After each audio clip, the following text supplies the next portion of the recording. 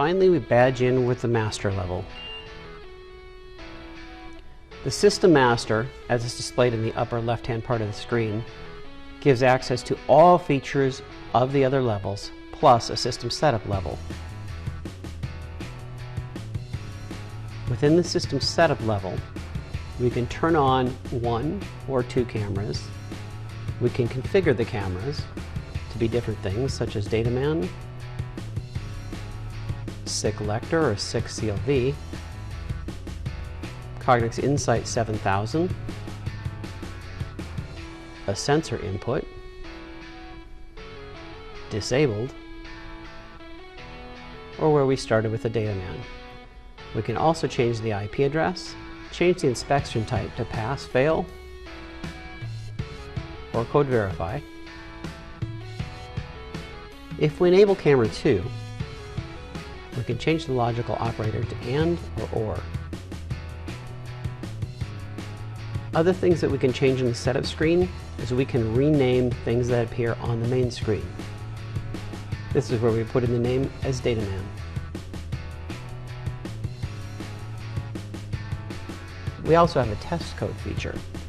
This can be used as a 9999 code. It is a test code used if you want to validate a mismatch shutdown, but still want an operator level to be able to reset the test. E-stop mode can be immediate. It can be failed to stop with a delay. It can be delayed e-stop or back to immediate. No match shutdown can be consecutive or a total. Sometimes you might want 3 out of 10 or something like that.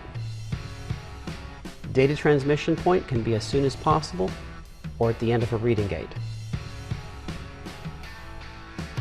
Trigger type can be changed much like the reject confirmation eye, dual output reflex, single output contrast for a registration mark, or dual output proximity sensor. Trigger eye error count, we take a look at the differential between our first trigger eye and our second trigger eye.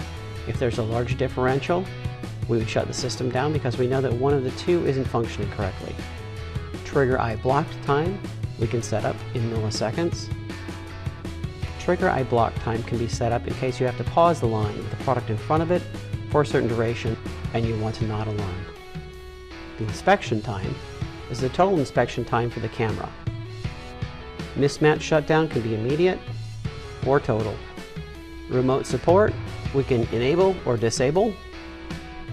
Using the remote support, it allows us to open a VPN tunnel to log in and support the system remotely. And that concludes the system setup screen.